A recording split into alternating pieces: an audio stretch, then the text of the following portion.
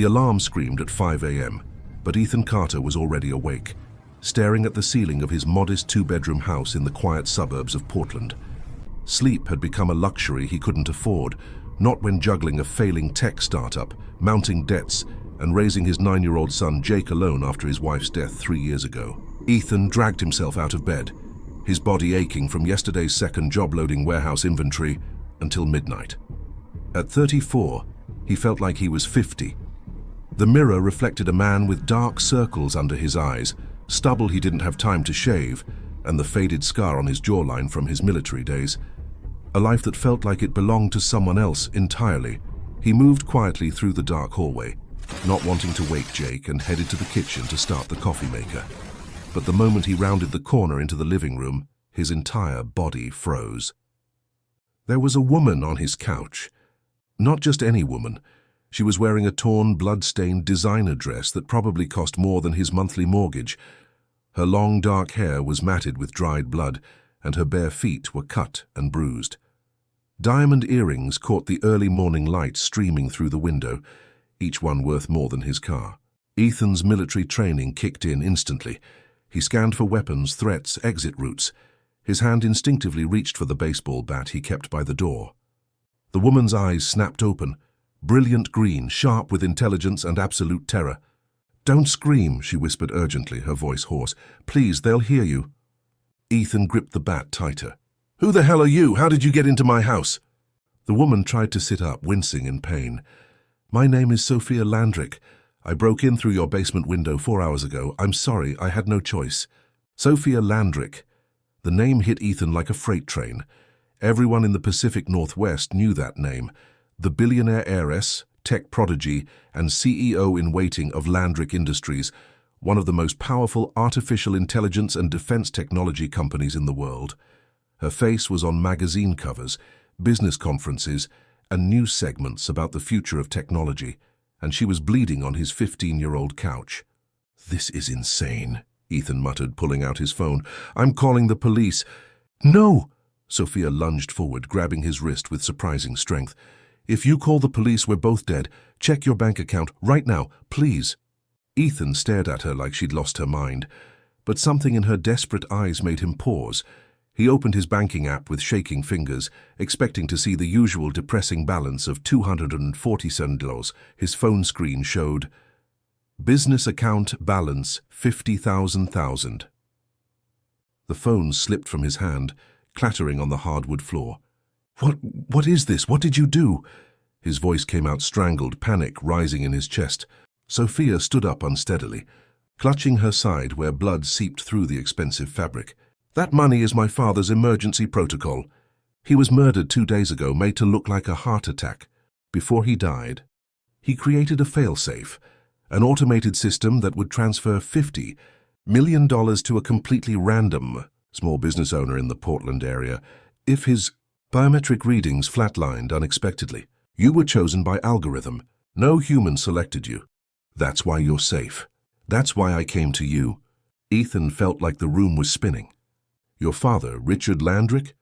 The tech billionaire? He's dead?" "Murdered," Sophia corrected, her voice breaking.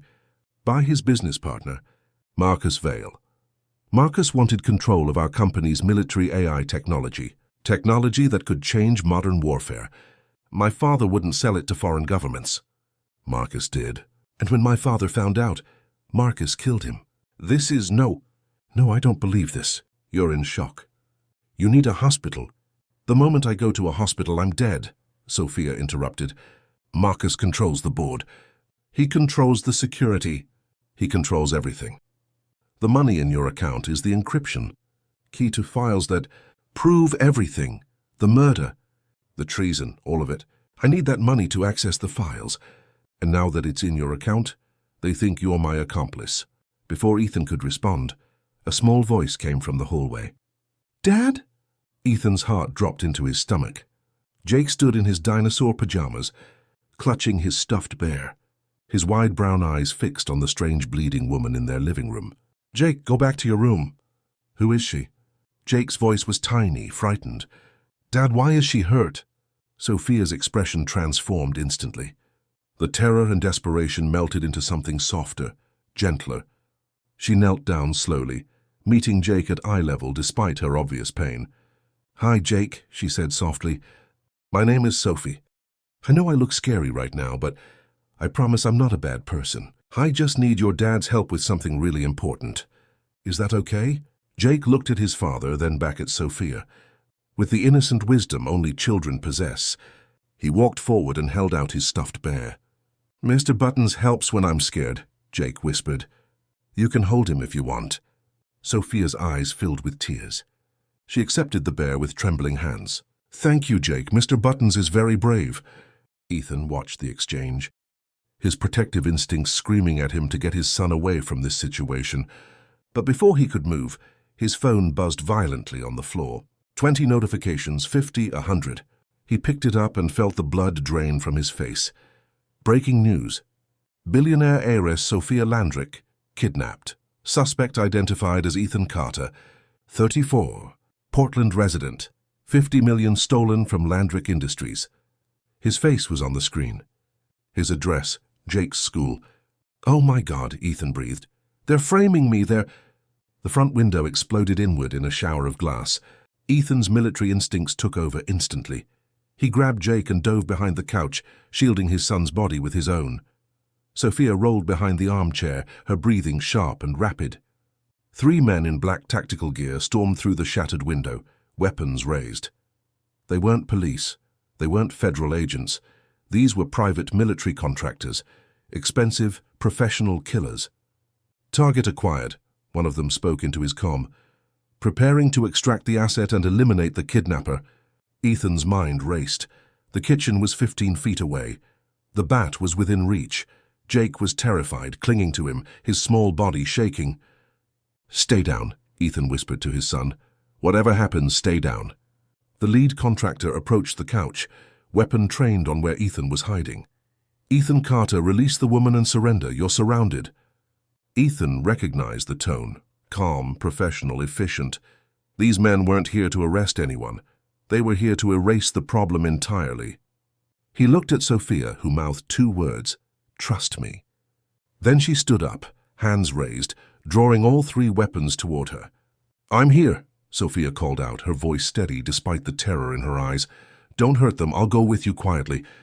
The moment all 3 contractors focused on Sophia, Ethan moved. Years of military combat training flooded back like muscle memory. He grabbed the baseball bat, swung it in a brutal arc into the knee of the nearest contractor, and used the man's falling body as a shield while ripping the weapon from his hands. The second contractor turned, but Ethan was faster. He fired 2 shots into the man's tactical vest, the impact knocking him backward through the broken window. The third contractor grabbed Sophia, pressing a gun to her temple. "Drop it or she dies." Ethan's hands steadied on the weapon, his breathing controlled. He saw the angles, the trajectories, the split-second timing required. This was the man he used to be, the Special Operations Logistics Officer who coordinated high-stakes rescue missions in hostile territory. But that was before. Before his wife died while he was overseas. Before he promised himself he'd never put himself in danger again, because Jake needed him more than any mission ever could. "Dad?" Jake's terrified whisper cut through everything. The contractor's finger tightened on the trigger. "I said drop." Sophia drove her elbow backward into the man's solar plexus with shocking precision, ducking simultaneously. Ethan fired once, a perfect shot that hit the contractor's shoulder, disarming him without killing him. The man collapsed, and suddenly the house was filled with the sound of sirens approaching rapidly. "They called the police," Sophia gasped. "We have 30 seconds before this place is swarming with people who think you're a kidnapper. We run now, or we die trying to explain." Ethan looked at his son, at his home, at the life he'd built from nothing after losing everything. In 30 seconds, it would all be gone. "Jake, grab your backpack now, just the backpack, nothing else." "But Dad—" "Now!" Jake ran to his room, his small feet pounding on the floor. Ethan moved to the kitchen, grabbing his emergency cash envelope, $300 he kept hidden for disasters. This qualified. Sophia was already at the back door, favoring her injured side. "I have a car 2 blocks away, stolen plates, untraceable." "You planned this," Ethan realized. "You planned all of this." "My father trained me for worst-case scenarios," Sophia said. her green eyes meeting his. "I just never thought the worst case would actually happen. I'm sorry I destroyed your life, Ethan. I truly am. But you're the only person whose name doesn't exist in my father's network databases. You're not connected to my world at all. That makes you the only person I can trust." Jake ran back, his small backpack clutched to his chest. Inside, Ethan knew would be a change of clothes, his tablet, and Mr. Buttons. The sirens were right outside now. "If we do this," Ethan said quietly, "there's no going back. They'll hunt us. They'll destroy everything." Sophia's hand found his, her grip surprisingly strong. "They already have. Now we have two choices. Die proving our innocence, or live long enough to fight back." Ethan looked down at Jake, whose brave little face was trying so hard not to cry. His son, his entire world, was now caught in something that should never have touched their quiet, humble life. But the moment those contractors came through his window, that life ended anyway. "Stay close," Ethan commanded, shifting into tactical mode. "We move fast, we move quiet, and we don't stop until I say stop. Understand?" Jake nodded, Sophia nodded. They ran out the back door just as police cars screeched to a halt out front. Ethan led them through his neighbor's yard, over a fence, through the morning shadows of suburban Portland as the sun began to rise on the worst day of his life. Behind them, police swarmed his house. Helicopters would be airborne within minutes. Every law enforcement agency in the state would be looking for his face. Ethan Carter, single father and failed entrepreneur, had just become America's most wanted man. And running beside him was the woman who destroyed everything, and somehow impossibly the only person who could help him survive what came next. The stolen Honda Civic was 15 years old, deliberately forgettable, parked behind an abandoned warehouse in an industrial area where security cameras had long since stopped working. Sophia had chosen well. Jake sat in the back seat, silent and clutching Mr. Buttons, his eyes wide with shock. Ethan's hands gripped the steering wheel so tightly his knuckles were white as he pulled onto the freeway, joining the early morning commuter traffic heading south. "Where are we going?" he asked, his voice tight with barely controlled fury. "Away from Portland," Sophia said from the passenger seat, pressing a torn piece of her dress against the wound on her side. "They'll have roadblocks up within the hour. We need to be outside the immediate search radius before they close the net." "That's not a plan, that's just running." "Running keeps us alive long enough to make a plan," Sophia countered. She pulled out a burner phone from her dress pocket. She'd come prepared with more than Ethan had initially realized. "I need you to pull over at the next rest stop. I need medical supplies, and we need to ditch this car for something else. We don't have money for another car." Sophia's laugh was bitter. "Ethan, you have $50 million in your account. I think we can afford a used car." "I'm not touching that money." Ethan's voice rose, and Jake flinched in the back seat. Ethan immediately lowered his volume, hating himself for scaring his son. "That money is evidence. It's stolen. The moment I touch it, I'm actually guilty." "The moment those contractors came through your window, you were already guilty in the eyes of everyone who matters," Sophia said quietly. "The system isn't designed to prove your innocence, Ethan. It's designed to make you look guilty so no one questions what happens to you. Marcus has spent 48 hours building this narrative. He owns the media. He owns the politicians. He owns the truth itself." Ethan's jaw clenched. "I don't know you. I don't know if anything you're saying is real. For all I know, you actually are a kidnapping victim, suffering from Stockholm Syndrome. And I just shot 3 people trying to rescue you." "Dad?" Jake's small voice cut through the tension.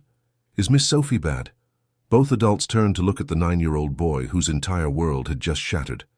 Sophia unbuckled her seatbelt and carefully climbed into the back seat, sitting next to Jake despite the pain it obviously caused her. She met the boy's eyes with absolute sincerity. "Jake, I'm going to tell you the truth because you deserve it, okay? My daddy died 2 days ago. Someone very bad hurt him and made it look like an accident. That bad person wants to hurt me too, because I know the truth. Your daddy didn't do anything wrong. He's just trying to help me, and I'm sorry that helping me is putting you in danger. That's my fault, not his." Jake processed this with the serious expression of a child forced to grow up too quickly. "My mummy died too, 3 years ago. Car accident." Sophia's eyes softened with genuine empathy. "I'm sorry, Jake. That must have been really hard." Dad cries sometimes at night when he thinks I'm sleeping, Jake continued, his voice matter-of-fact. He says it's okay to be sad. He says missing people means you love them a lot. A single tear rolled down Sophia's cheek. Your dad is very wise. Jake reached out and took Sophia's hand. Are you scared? Terrified, Sophia admitted. Me too, Jake whispered. But Dad says when we're scared, we have to be brave anyway. That's what makes us strong. Ethan watched the exchange in the rearview mirror, his heart breaking and swelling simultaneously. His son, his beautiful, empathetic, impossibly brave son, was teaching a billionaire heiress how to be human. He pulled off at the next rest stop, parking in the back corner away from other vehicles and security cameras. The early morning fog provided good cover. Stay in the car, Ethan instructed. Both of you lock the doors. If anyone approaches who isn't me, you drive away. Sophia, you know how to drive, right? I have 3 cars and I've never actually driven any of them, Sophia admitted. My driver's always... Of course, Ethan muttered. Billionaire problems. Okay, new plan. Jake, if someone who isn't me approaches this car, you scream as loud as you can. Understood? Yes, sir, Jake responded, using the phrase Ethan had taught him for serious situations. Ethan grabbed what little cash he had and headed into the rest stop convenience store. He purchased bottled water, first aid supplies, granola bars, and a Portland newspaper. The headline made his stomach turn. Tech heiress kidnapped by desperate father, manhunt underway. There was his face, pulled from his old military ID photo. The article painted him as an unstable veteran with PTSD, a failed business owner drowning in debt, who had clearly snapped and targeted Sophia Landrick in a desperate attempt to solve his financial problems. It was a perfect narrative, clean, believable, completely false. Ethan returned to the car and carefully cleaned Sophia's wound. The cut on her side wasn't as deep as the blood had suggested, mostly superficial, but it needed bandaging. How did you actually get this? He asked as he worked. Climbing through your basement window, Sophia admitted. There was a piece of broken glass, very unglamorous for a kidnapping victim, I know. Despite everything, Ethan almost smiled. You broke into my house. I am sorry. Truly. But I researched you, Ethan. In the 6 hours between when my father's protocol triggered and when I made my move, I learned everything about you. Honorably discharged military officer, small business owner trying to revolutionize supply chain logistics software, single father raising a son alone after losing your wife to a drunk driver, no criminal record, no connections to my world, no social media presence. You were invisible, in the best possible way. So you decided to make me very, very visible, Ethan said dryly, taping the bandage in place. I decided you were someone who understood sacrifice, Sophia corrected. Someone who knew what it meant to protect what matters most. I gambled that you'd understand why I did what I did. I don't understand, Ethan said flatly. Explain it to me. Why not go to the FBI, the CIA? Why break into a stranger's house and ruin his life? Sophia's expression darkened. Because Marcus Vale has assets in every major agency. My father discovered that 6 months ago when he first suspected Marcus of treason. He started documenting everything, building evidence, creating the protocol in case something happened to him. And then something did happen. The moment I go to any official authority, Marcus knows. His people intercept me. I disappear. The evidence disappears. He wins. So your father's brilliant plan was to randomly throw $50 million at some nobody and hope they'd help you. His plan was to make it impossible for Marcus to know who I'd turn to, Sophia explained patiently. The money wasn't supposed to ruin your life. It was supposed to give me leverage, resources, proof that I wasn't just a grieving daughter making accusations. The system is designed to protect people like Marcus, Ethan, rich, connected, powerful. The only way to fight people like that is to break their system entirely. Ethan finished bandaging her wound and sat back. You're asking me to become a criminal to prove we're not criminals. You understand how insane that sounds? I'm asking you to survive, Sophia said quietly. Because right now survival is the best we can hope for. A police car pulled into the rest stop. All 3 of them froze. Don't move, Ethan breathed. Don't even breathe loud. The officer got out, stretched, and walked toward the convenience store. He glanced at the cars in the lot but didn't approach them. After 5 agonizing minutes, he returned to his vehicle and drove away. Ethan's heart was hammering so hard he thought it might break through his ribs. "We can't stay here," Sophia whispered. "We need somewhere safe, somewhere off the grid." Ethan thought of every contact he had, every friend from his military days, every person he could possibly trust. The list was devastatingly short. After his wife died, he'd withdrawn from everyone, pouring all his energy into Jake and his failing business. But there was one person, one possibility. "I know someone," Ethan said slowly. "Marcus Webb. We served together in Afghanistan. He runs a private security consulting firm now, but he keeps a cabin in the mountains. Off the grid. No one knows about it except people he trusts." "Can you trust him?" Sophia asked. Ethan hesitated. 3 years ago, yes now. "I honestly don't know. I haven't spoken to him since my wife's funeral." "That's not exactly a ringing endorsement," Sophia muttered. "It's the only option we have," Ethan countered. "Unless you have a secret billionaire bunker we can hide in." "My father had 13 properties," Sophia said bitterly. "Marcus controls all of them now. The moment I step foot on any Landrick property, security alerts trigger. We might as well walk into a police station and surrender." Jake spoke up from the back seat, his voice small but determined. "I think we should go to Mr. Webb's cabin. Dad says Mr. Webb saved his life once. People who save lives are good people." Sophia and Ethan exchanged glances. "Out of the mouths of babes," Sophia murmured. They drove for 6 hours, staying off major highways, stopping only for gas paid with cash at stations without working cameras. Jake dozed in the back seat, emotionally exhausted. Sophia used the burner phone to access encrypted portions of her father's files, her face growing more troubled with every screen she read. "What is it?" Ethan finally asked. "The AI technology my father developed. It's not just defense systems. It's predictive warfare algorithms. It can analyze satellite data, troop movements, communication patterns, and predict military actions before they happen with 87% accuracy. In the right hands, it could prevent wars. In the wrong hands, it could start them," Ethan finished grimly. "And Marcus is selling it to the highest bidder." "Not just selling," Sophia said, her voice hollow. "According to these communications, he's already sold it to 3 foreign governments: North Korea, Iran, and a private military corporation with ties to Russian intelligence. The technology is scheduled to transfer in 72 hours. Ethan nearly drove off the road. 72 hours, Sophia? That's not just corporate espionage. That's treason on a scale that could destabilize global security. Why hasn't your father's evidence stopped this already?" "Because the evidence is encrypted with a biometric key," Sophia explained, frustration clear in her voice. "My father's fingerprint and retinal scan. He designed it that way so no one could steal the files and use them. But he's dead. So the evidence dies with him unless—" "Unless what?" Sophia held up the burner phone. "Unless I can get to his private laboratory. There's a backup biometric scanner there that can be activated with a master code. If I can reach it, I can unlock the full evidence files. But the lab is inside Landrick Industries headquarters, in downtown Seattle, surrounded by Marcus's security. So it's impossible," Ethan said flatly. "Nothing's impossible," Sophia countered, "just highly improbable." They reached Marcus Webb's cabin as the sun was setting, painting the mountains in brilliant orange and gold. The cabin was exactly as Ethan remembered: remote, fortified, perfect for someone who valued privacy and security.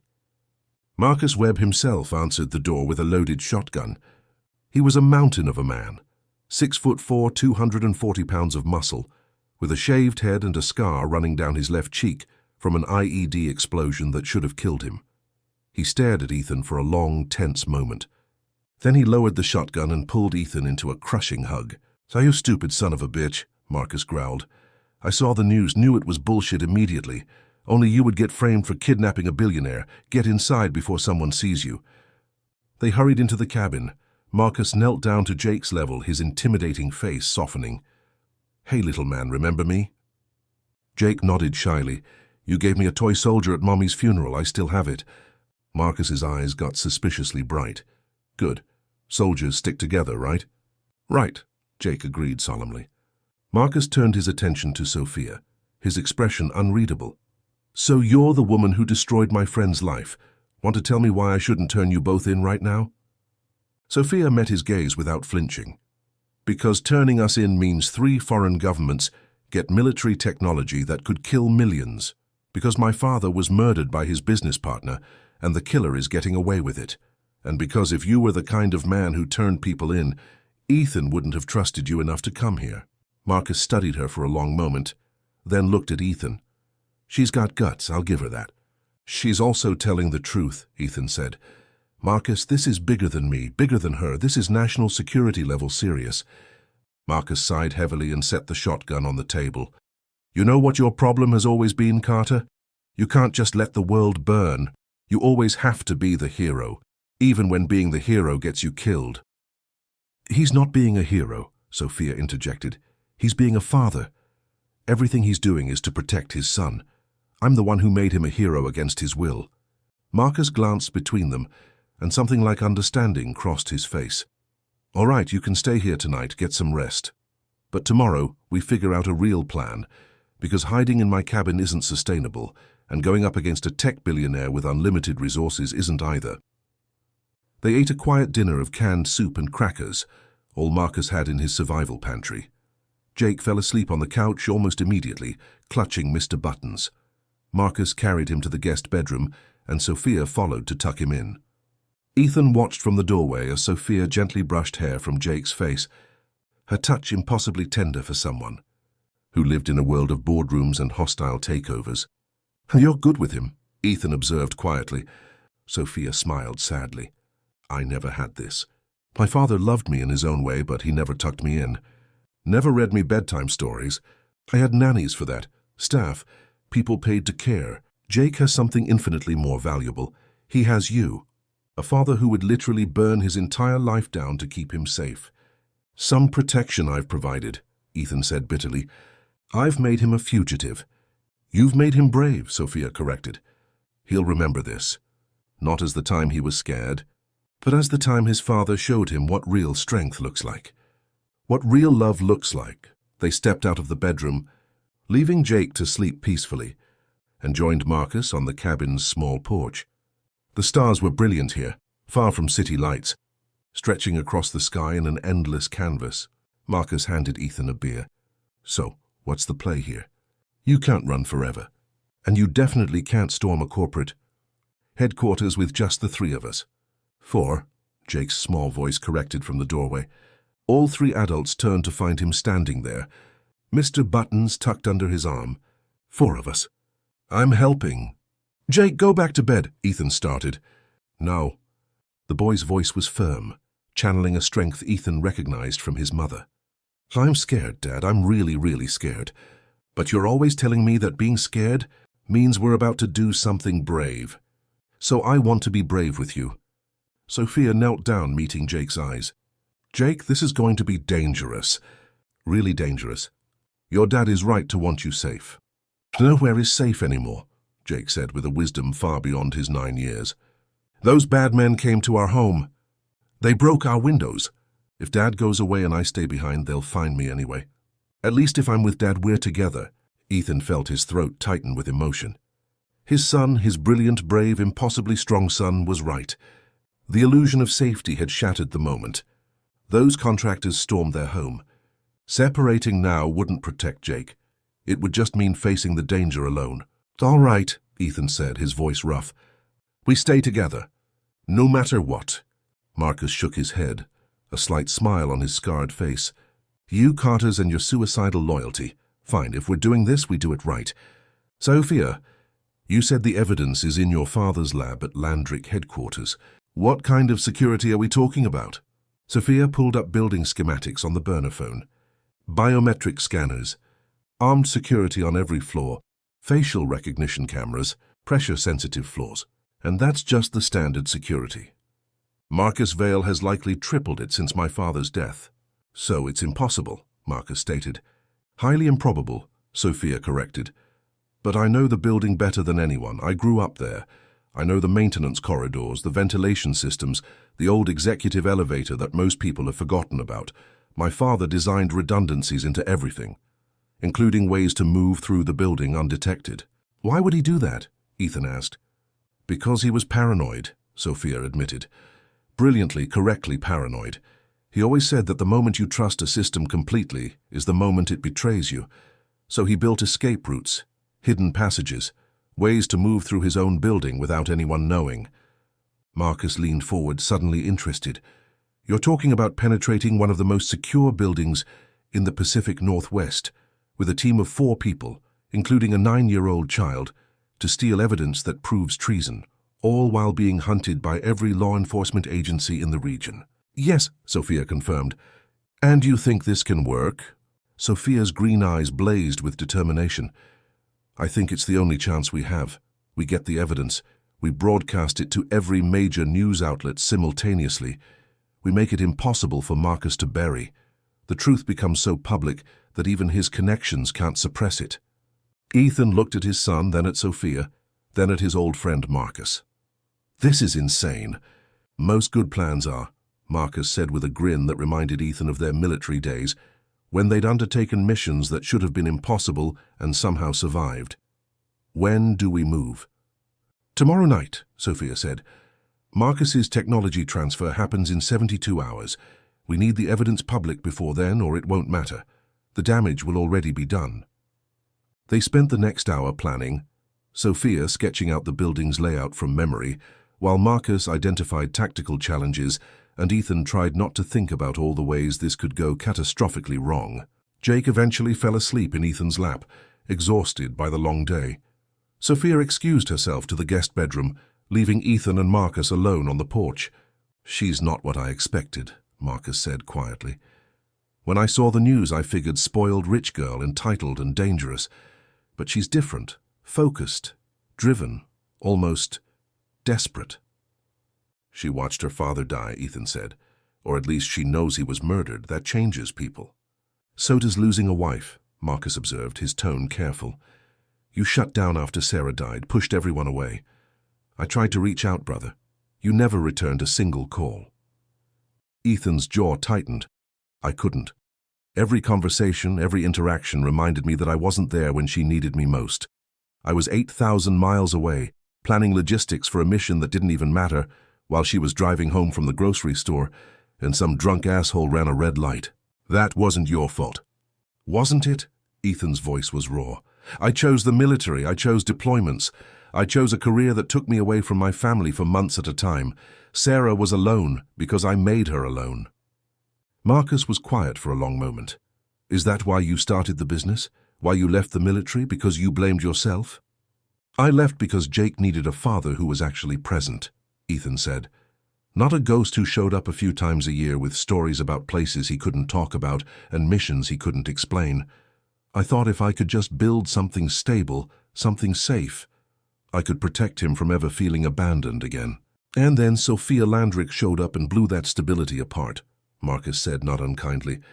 Yeah, Ethan breathed. Part of me wants to hate her for that, but the other part recognizes a kindred spirit, Marcus finished. Someone else who's lost everything and is fighting to protect the one thing they have left. Ethan looked through the window at Sophia, who was sitting on the edge of the guest bed, staring at her father's files on the burner phone, her face illuminated by the screen's glow. She looked young suddenly, vulnerable. Nothing like the ice-cold billionaire heiress the media portrayed. Tomorrow night we're either going to save the day or get killed, Ethan said quietly. And I'm bringing my 9-year-old son into it. What kind of father does that make me? The kind who teaches his kid that some things are worth fighting for, Marcus said firmly. Jake is going to remember this, Ethan. Not the fear, not the danger. He's going to remember that when the world told you to give up, you fought anyway. That's the greatest gift you can give him. They sat in companionable silence, watching the stars wheel overhead, 2 soldiers preparing for one more impossible mission. Inside, Sophia finally closed the burner phone and lay down, but sleep wouldn't come. She kept seeing her father's face, hearing his final words before he left for that last meeting with Marcus Vale. Sophie, if anything happens to me, trust the protocol. Trust no one else. Not the board, not the lawyers, not even the people who claim to be my friends. The protocol will lead you to someone clean, someone outside our world. That person is your only chance. She'd thought he was being paranoid, overdramatic. Her father had always been cautious to the point of obsession, building redundancies and escape plans for scenarios that seemed absurdly unlikely. Now she understood.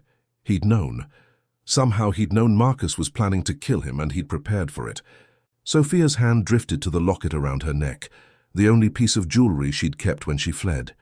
Inside was a photo of her father, taken when she was 5 years old, before the company consumed him entirely, before wealth and power turned him into someone unreachable. "I'm sorry I brought danger to them, Daddy," she whispered into the darkness. "But Ethan and Jake, they're good people, real people, the kind you and I forgot existed. I won't let Marcus hurt them, I promise." In the living room, Jake stirred in his sleep, whimpering. Ethan was beside him instantly, gathering his son close, murmuring reassurances until the boy settled again. Sophia watched from the doorway, her heart aching with something she couldn't quite name. Longing, perhaps, or grief for the childhood she'd never had, the father who'd loved her from a distance, always separated by boardrooms and business deals and the crushing weight of building an empire. Marcus caught her watching. He gestured for her to join him on the porch. "You care about them," he observed. It wasn't a question. "They didn't ask for this," Sophia said quietly. "Ethan was just trying to build a life for his son, a humble, quiet life. And I destroyed it in one night because I was desperate and scared and out of options." "Guilt is a luxury you can't afford right now," Marcus said bluntly. "You feel guilty, you hesitate. You hesitate, people die. I've seen it happen 100 times in combat. Save the guilt for after we survive." "Do you think we will?" Sophia asked. "Survive?" Marcus studied her with the assessing gaze of a man who'd learned to read people in life-or-death situations. "Honestly? The odds are terrible. We're outgunned, outmanned, and we're trying to infiltrate a fortress with a child in tow. But I've seen Ethan pull off impossible things before. When he's protecting something he loves, he becomes someone else entirely. Someone dangerous, someone who doesn't accept failure as an option." "He loves his son that much," Sophia said softly. "More than his own life," Marcus confirmed. "Which makes him the most dangerous person Marcus Vale has ever underestimated." They stood together in the mountain silence, two strangers united by circumstance, preparing for a battle that would likely be their last. Morning arrived too quickly, pale sunlight filtering through the cabin's windows. Jake woke first, disoriented, until memory crashed back and fear flickered across his young face. But he pushed it down, his father's son, and quietly began gathering his few belongings. Ethan found Sophia already awake, studying satellite images of Landrick Industries headquarters on Marcus's laptop. "You didn't sleep," he observed. "Neither did you," Sophia countered without looking up. "I could hear you pacing all night." They worked in silence, planning entry points and escape routes while Marcus made breakfast, military-style scrambled eggs that were more protein than flavor. Jake ate without complaint, sensing that today was different. Today was serious. "All right, team," Marcus said, his voice carrying the authority of command. "If we're doing this, we do it smart. Sophia, walk us through the building one more time. Every detail matters." Sophia pulled up the building schematic. "Landrick Industries headquarters is 47 stories. My father's private laboratory is on the 43rd floor, disguised as executive storage. The main elevators require biometric clearance, but there's an old service elevator that my father kept operational for exactly this kind of scenario. It only goes to odd-numbered floors, which is why most people forget it exists." "Where's the access point?" Ethan asked. "Loading dock sublevel 2, Sophia explained. The service elevator opens directly into a maintenance corridor. From there, we can navigate through the ventilation system to reach the 43rd floor without triggering the main security sensors." "Ventilation crawl space with a 9-year-old, Marcus said flatly. "This gets better and better." "I'm small," Jake volunteered. "I can fit in small spaces, and I'm really quiet when I need to be." Ethan's heart clenched. His son shouldn't have to be quiet and small and brave. He should be playing video games and complaining about homework and living a normal childhood. But normal had died the moment Sophia Landrick broke through their basement window. "What about security patrols?" Marcus pressed. "Marcus Vale has tripled the armed guards," Sophia admitted. "But they're focused on external threats, people trying to break in. They won't be expecting someone who knows the building's hidden passages. My father designed this place with paranoia built into every blueprint. He didn't trust his own security, so he created ways to bypass it entirely. Her father was either brilliant or insane, Marcus muttered. Both, Sophia said with a sad smile. Definitely both. They spent the morning running through the plan repeatedly, identifying every potential failure point. Marcus contacted an old military intelligence friend who owed him a favor, securing them fake credentials and a stolen delivery van. The pieces were falling into place. But as noon approached, Sophia's burner phone buzzed with an encrypted message. Her face went pale. "What is it?" Ethan demanded. Sophia's hands trembled as she showed him the screen. It was a video message sent from an anonymous account, but bearing Marcus Vale's unmistakable signature style. The video showed a woman bound to a chair in what looked like a corporate office. She was in her 50s, impeccably dressed despite obvious signs of physical trauma. Sophia made a strangled sound. "That's Margaret Chen," she whispered. "My father's personal attorney, the only other person who knew about the protocol." Marcus Vale's smooth voice played over the video. "Hello, Sophie, I know you're out there somewhere, probably planning something foolish with your new friends. I want you to understand something very clearly. Everyone you care about, everyone who might help you is now a target. Miss Chen here has been very cooperative. She's told me everything about your father's paranoid little insurance policy, the encrypted files, the biometric locks, all of it." The camera zoomed in on Margaret's terrified face. "I'm sorry, Sophie," she sobbed. "I'm so sorry. I tried not to tell him, but he—" The video cut to black. Then Marcus's face filled the screen.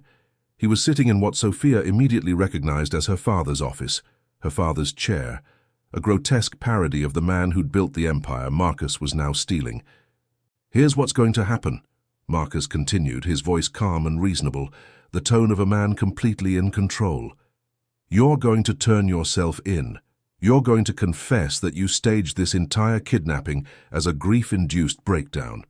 Mr. Carter and his son will be released, charges dropped, their lives restored, and in exchange, I'll let Miss Chen live. You have 12 hours to decide. After that, she becomes another tragic casualty of corporate espionage." The video ended. The cabin filled with tense silence. "It's a trap," Marcus said immediately. "The moment you turn yourself in, you're dead. He's not going to let any of you walk away from this." "But if I don't," Sophia choked out, "Margaret dies. She's been with my father for 20 years. She's family. I can't—" "So you can," Ethan said firmly, surprising everyone, including himself. "Because Margaret would tell you the same thing. This isn't about one person. This is about stopping a traitor from selling military technology that could kill millions. Your father built the protocol for exactly this reason, because he knew Marcus would use hostages, threats, every dirty tactic imaginable to maintain control." Sophia's eyes filled with tears. "How do you make that choice? How do you decide that one person's life doesn't matter?" "Her life matters," Ethan said gently. "But so do all the lives that will be lost if Marcus's technology gets into the wrong hands. Your father understood that. That's why he prepared for this scenario. He knew the cost of doing the right thing." Jake tugged on Sophia's sleeve. "Miss Sophie, my teacher says that heroes are people who help lots of people, even when it's really hard. I think you're a hero." Sophia pulled Jake into a fierce hug, her tears soaking into his hair. "I don't feel like a hero. I feel like a coward." "Heroes are always scared," Jake said seriously, his child's wisdom cutting through the complexity. "That's what makes them heroes. They do the scary thing anyway." Marcus checked his watch. "We have 12 hours before his deadline, but we don't need 12 hours. We hit the building tonight, 7 p.m. Peak shift change for security guards. Maximum confusion, minimum personnel watching internal systems." "That gives us 8 hours to prepare," Ethan calculated. "We'll need equipment, better intelligence on current security rotations." A sharp crack echoed through the forest. Marcus's combat instincts kicked in instantly. "Down!" They hit the floor as bullets shattered the cabin's front windows. Jake screamed, and Ethan covered his body with his own, shielding his son from the glass raining down around them. "How did they find us?" Sophia gasped. Marcus crawled to the weapon cabinet, pulling out a rifle. "Doesn't matter how, they're here. Ethan, get Jake and Sophia to the back exit. There's a trail that leads down to the creek. Follow it downstream for half a mile, you'll hit a dirt road." "What about you?" Ethan demanded. "I'm providing cover," Marcus said grimly, checking his ammunition. "Someone needs to slow them down or they'll run you down before you reach the road. Now move!" More gunfire erupted. These weren't police. Police would have announced themselves, demanded surrender. These were Marcus Vale's private contractors, and they were shooting to kill. Ethan grabbed Jake, checking him frantically for injuries. "Are you hurt? Jake, look at me. Are you hurt?" "I'm okay, Dad," Jake said, his voice surprisingly steady despite the terror in his eyes. "I'm okay." Sophia was already at the back door, holding it open. "Ethan, we have to go now." Marcus fired 3 quick shots through the shattered window, and someone outside screamed, "Go!" he roared. "I'll catch up." They ran. Ethan carried Jake, his military training flooding back.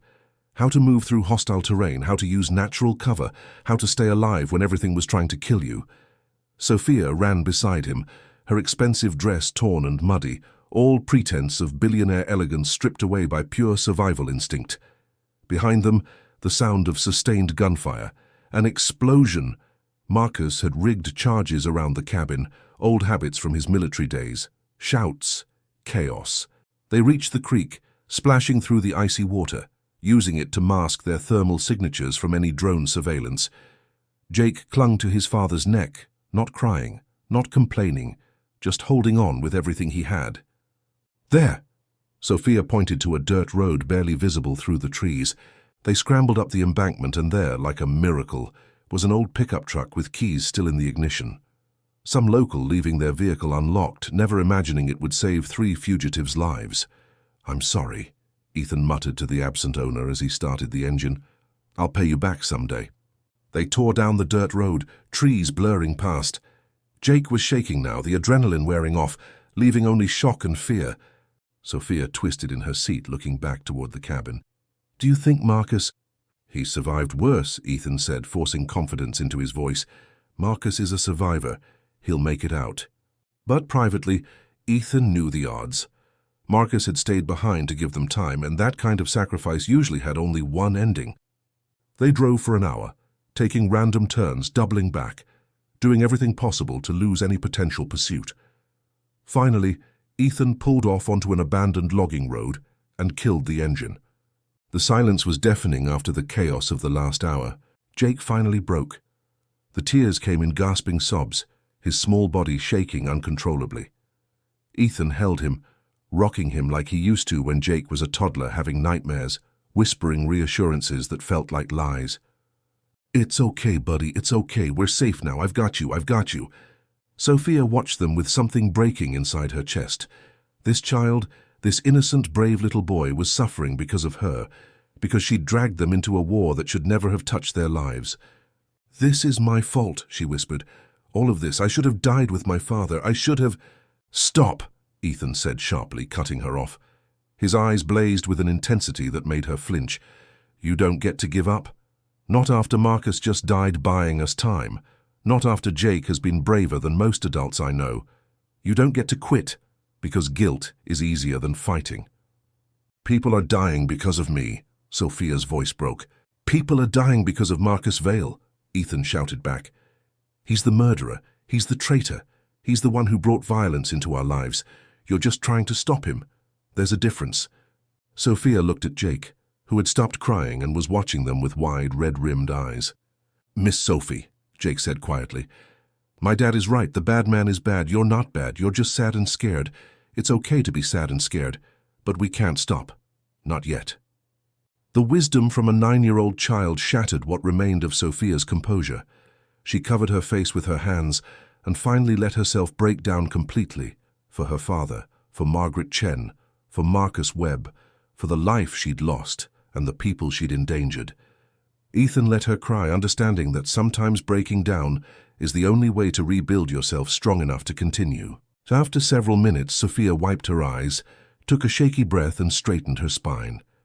"Okay," she said, her voice hoarse but determined. "Okay, we finish this. For everyone who's paid the price for Marcus's greed, we finish it tonight." "Tonight," Ethan agreed.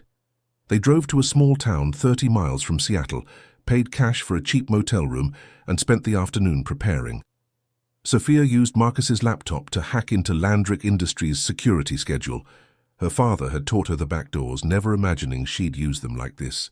Ethan checked and rechecked their minimal equipment. They had fake delivery credentials, basic tools, and determination. It wasn't much against a corporate fortress, but it would have to be enough.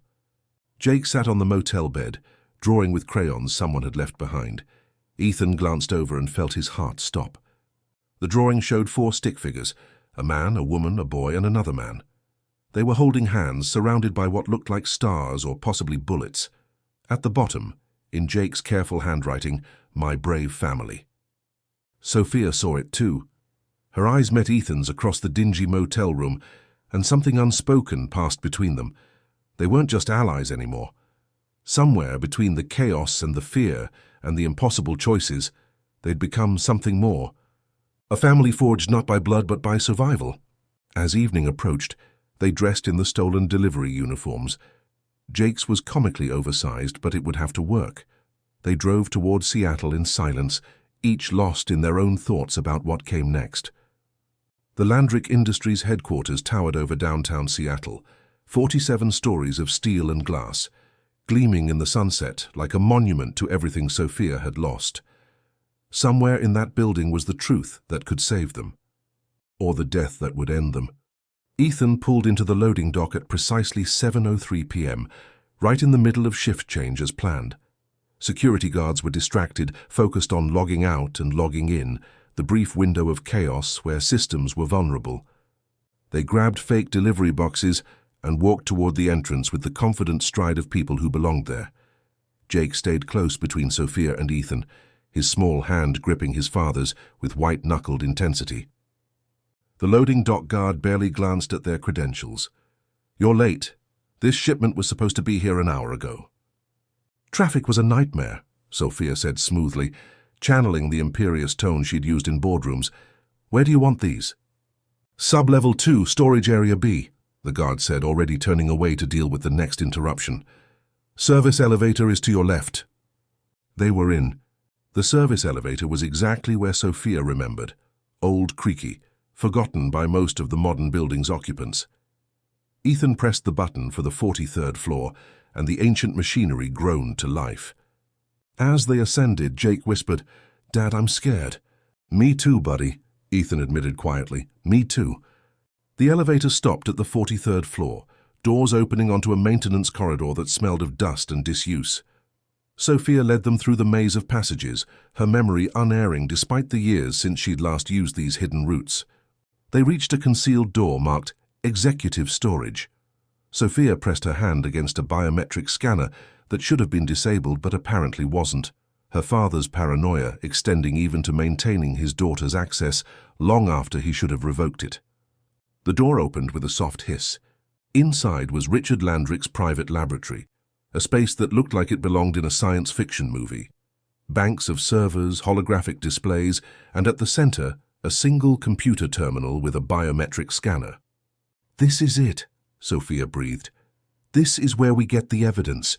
She approached the terminal, her hands shaking, but before she could touch it, lights flooded the room blindingly bright. And Marcus Vale stepped out of the shadows, flanked by 6 armed contractors. He was smiling. "Hello, Sophie," he said pleasantly. "Thank you so much for leading me here. I've been trying to access this lab for days, but your father's security was remarkably thorough. It never occurred to me that you'd break in yourself and do the hard work for me." Ethan moved instantly, putting himself between Marcus and Jake, his mind racing through scenarios, tactical options, ways to fight their way out. But 6 trained contractors with automatic weapons made the math brutally simple. They had no chance.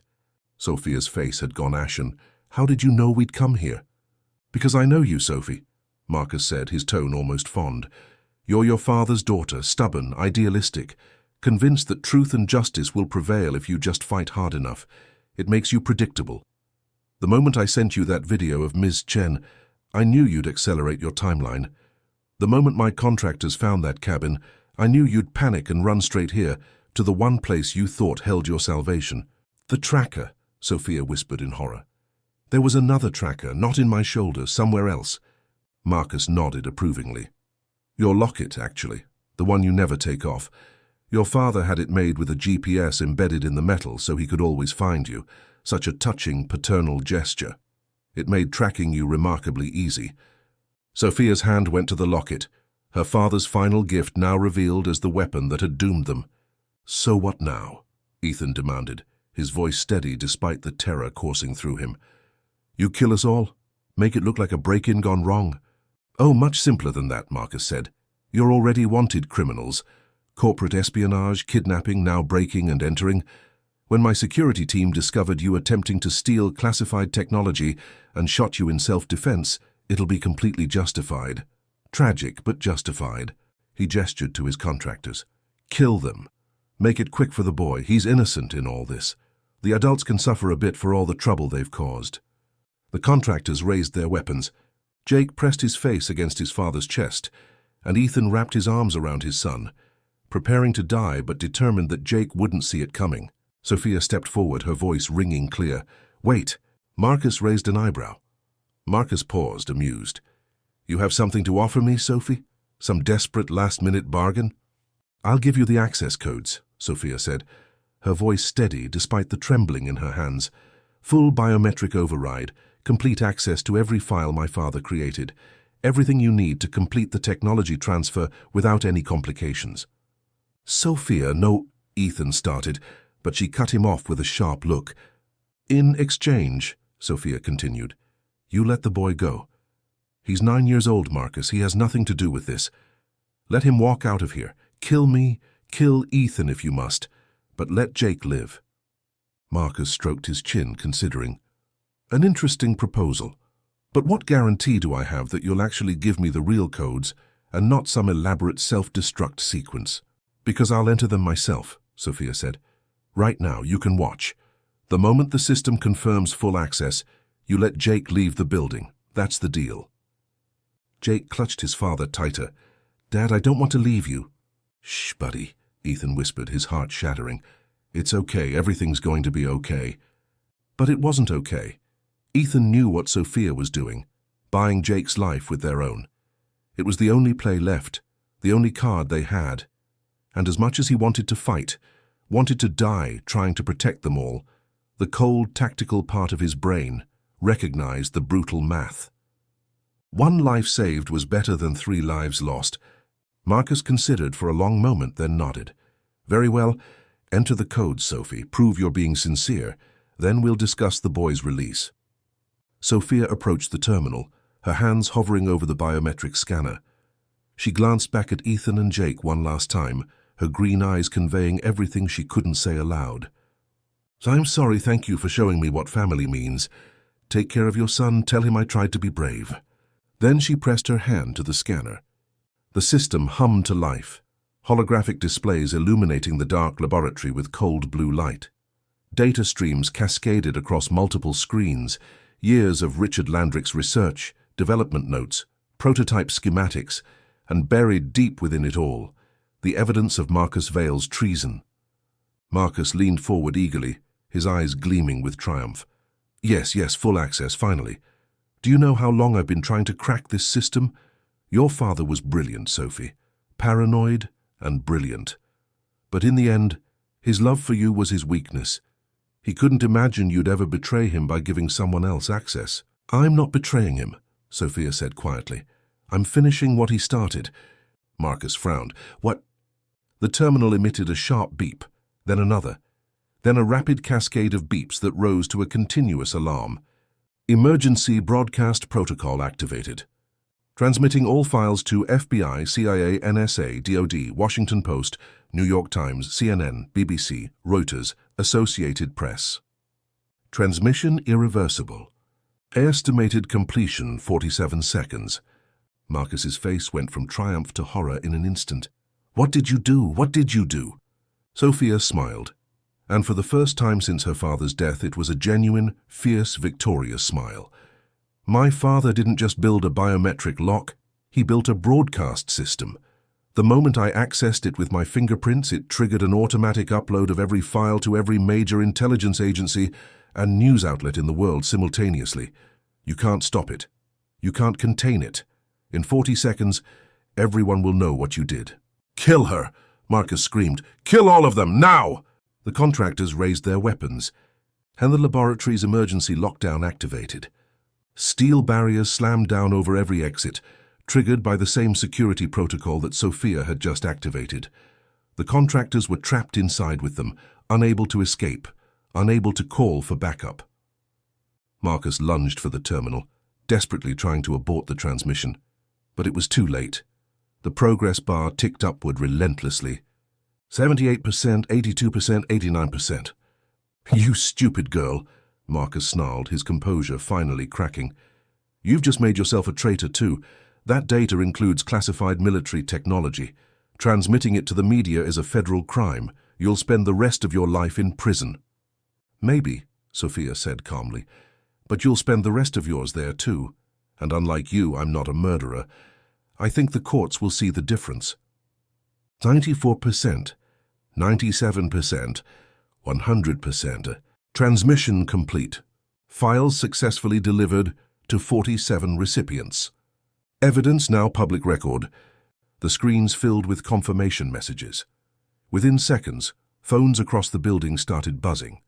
News alerts, emergency calls. The story was already going viral. Billionaire tech CEO Richard Landrick murdered by business partner. Military AI technology sold to hostile foreign governments. Treason at the highest levels. Marcus Vale's empire was collapsing in real time. One of the contractors lowered his weapon, pulling out his phone. "Sir, it's everywhere, every news channel. We're being named as accessories to treason. I didn't sign up for this.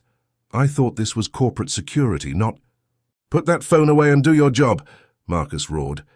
But the other contractors were checking their phones too, watching their faces appear on breaking news broadcasts, realizing they'd been hired to commit crimes that would put them away for life. One by one, they lowered their weapons.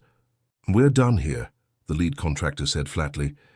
"This is above our pay grade, way above." "I'll triple your fee," Marcus said desperately. "Whatever you want, just kill them and get us out of here." "Can't get out," another contractor noted, gesturing at the sealed exits. "And killing them now just adds murder to the treason charges. No amount of money is worth life in federal prison. We're cutting our losses." The contractors backed away from Marcus, weapons pointed at the floor, clearly deciding that cooperation with authorities was their best chance at reduced sentences. Marcus stood alone, his perfectly constructed world disintegrating around him. He looked at Sophia with pure hatred. "You've destroyed everything. Years of work, billions in lost revenue, strategic advantages that could have changed the balance of global power." "You killed my father," Sophia said, her voice like ice. "You sold weapons technology to enemies of our country. You tried to murder a 9-year-old child, and you think I'm the one who destroyed something valuable?" The sound of sirens filled the building. Real sirens this time. Federal agents, not Marcus's bought and paid for local cops. Ethan pulled Jake close, hardly daring to believe they might actually survive this. "Is it really over?" "Not yet," Sophia said. She turned to the contractors. "There's a woman being held hostage, Margaret Chen, my father's attorney. Marcus has her somewhere. I need to know where." The contractors exchanged glances. Finally, one spoke up. "Sub-level 1, conference room C, 2 guards outside. We were told she was a corporate spy awaiting transfer to authorities." "She's a hostage," Sophia corrected coldly. "And if anything has happened to her, your cooperation means nothing." The sound of breaching charges echoed from multiple locations. The FBI was cutting through the lockdown barriers. Marcus made one last desperate move. He lunged for Jake, trying to grab the boy as a human shield. But Ethan was faster. His military training, dormant for so long, activated with lethal precision. He caught Marcus's arm mid-reach, twisted it behind his back, and slammed the older man face first into the terminal. Marcus crumpled, unconscious before he hit the ground. "Don't touch my son," Ethan said quietly, his voice carrying a promise of violence that made even the armed contractors take a step back. The steel barriers finally gave way, and FBI tactical teams poured into the laboratory, weapons raised, shouting commands. "Hands up! Hands where we can see them!" Ethan immediately raised his hands, positioning himself protectively in front of Jake and Sophia. "We're the victims, Ethan Carter and Sophia Landrick. The man on the ground is Marcus Vale. He's the one you want." The team leader, a sharp-eyed woman with SSA Martinez on her vest, approached cautiously, her weapon still trained on them. Then recognition flickered across her face. "Stand down," she ordered her team. "I just got the briefing 30 seconds ago. These are witnesses, not suspects." She looked at Sophia with something like awe. "Ms. Landrick, what you just did, transmitting those files, that took guts. Possibly illegal guts, but guts nonetheless." "Is it really over?" Sophia asked, her legs suddenly unsteady now that the adrenaline was fading. "Is he finished?" "He's finished," Martinez confirmed. "The evidence you transmitted is airtight. Treason, murder, conspiracy, violations of the Espionage Act. Marcus Vale is going to spend the rest of his life in a federal prison. And these gentlemen," she gestured at the contractors, "are going to have a very long conversation with us about their involvement."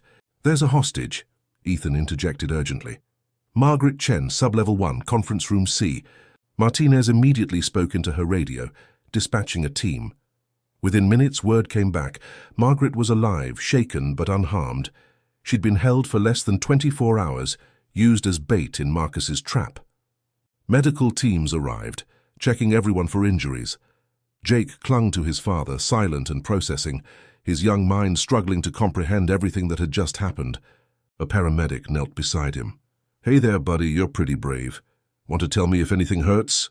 Jake shook his head, then looked up at the paramedic with serious eyes. "My dad and Miss Sophie saved the whole world tonight. That's what happened. They're heroes." The paramedic smiled gently. "Yeah, kid, I think you're right." They were separated for debriefing, standard protocol. Ethan was taken to one conference room, Sophia to another, Jake to a child-friendly interview room with a specialist trained in trauma counseling. The FBI needed individual statements, needed to corroborate the story from every angle. Ethan sat across from SSA Martinez, exhausted beyond measure, telling the story from the beginning. "You know you waking up to find Sophia on his couch," said after 3 hours of questioning. $50 million. "You had no training for this, no backup, no resources. The desperate flight across state incredibly lines. Reckless. Every detail documented, was protect recorded, my son." Ethan corrected firmly. "When armed men break into your home and frame you for kidnapping, reckless becomes survival." Martinez nodded slowly. "For what it's worth, Mr. Carter, you made all the right calls your military background showed. A lot of civilians would have panicked, made mistakes. You kept your head and you kept that boy safe. That counts for something." "Is he safe now?" Ethan asked, the question that had been burning in his mind for hours. "Really safe? Marcus Vale had connections, money, resources, even in prison. Can he reach us?" "Marcus Vale's assets are frozen," Martinez assured him. "His connections are scrambling to distance themselves from him. The technology sale you exposed was going to happen in—" She checked her watch. 16 hours. You stopped it just in time. That alone has made you a lot of powerful friends in Washington. No, Mr. Carter, Marcus Vale's reach ends tonight. You and your son are safe." Ethan's head dropped into his hands, and for the first time in 3 days he allowed himself to feel the crushing weight of everything they'd survived. "Can I see my son? Please. I just need to see that he's okay." 5 minutes, Martinez said gently. "Then we need you to sign some documents and you're free to go." They brought Jake to him, and Ethan gathered his son into his arms, checking him over obsessively. No injuries, no trauma, just exhaustion and the wide-eyed shock of a child who'd seen too much too fast. "Dad," Jake whispered, "Mr. Marcus said bad things. He said you were going to die. I was so scared." "I know, buddy, I know, but we're okay now. We're safe. It's over." "Is Miss Sophie okay too?" Ethan smiled despite his exhaustion. "Yeah, she's okay. We're all okay." In another conference room, Sophia was having a very different conversation with a federal prosecutor who looked like she'd been pulled out of bed for this emergency. "Ms. Landrick, what you did tonight, transmitting classified military technology to media outlets, is technically a violation of federal law. The fact that you did it to expose treason doesn't automatically grant you immunity." Sophia met the prosecutor's gaze steadily. "Are you planning to charge me?" The prosecutor hesitated. "Honestly, the DOD is furious. The intelligence community is having heart attacks. But the director of the FBI personally called me 20 minutes ago and said, and I quote, Don't you dare prosecute the woman who just handed us the biggest treason case in 50 years. So no, we're not charging you. But understand that this was a hell of a gamble, and it could have gone very differently. My father once told me that the only way to fight corruption at the highest levels is to make the truth so public that it can't be buried, Sophia said quietly. I didn't have the luxury of going through proper channels. Marcus controlled too many of those channels. Going public was the only option. Your father was Richard Landrick, the prosecutor said thoughtfully. One of the most respected tech innovators of his generation. His murder investigation is being reopened as we speak. We'll prove Marcus killed him, Ms. Landrick. I promise you that. Sophia nodded, tears finally spilling over. Thank you. It was 4 a.m. when they were finally released. Ethan found Sophia in the federal building's lobby, looking small and lost, despite being surrounded by agents offering protection details and legal support. Their eyes met across the crowded space, and without a word they moved toward each other. Is Jake? Sophia started. He's okay, Ethan assured her. Shaken but okay. He's asking about you. I'm so sorry, Sophia said, her voice breaking. I destroyed your life, your home, your safety, everything you'd built. Ethan placed his hands on her shoulders, stopping her spiral. You gave us a chance to be part of something that mattered. Yeah, my house has bullet holes, and my face was on national news as a kidnapper. But we stopped a traitor. We saved lives. And we did it together. Together, Sophia repeated, the word foreign on her tongue. I've never done anything together before. Everything in my life has been solitary, isolated, alone at the top. Well, you're not alone anymore, Ethan said simply. Jake appeared from behind a federal agent, still clutching Mr. Buttons, and ran straight to Sophia. She caught him, lifting him into a hug that surprised her with its naturalness. You were so brave, Miss Sophie, Jake said into her shoulder. Just like Dad said, you saved everyone. We saved everyone, Sophia corrected gently. All three of us, we're a team. SSA Martinez approached with paperwork. Mr. Carter, Ms. Landrick, you're free to go.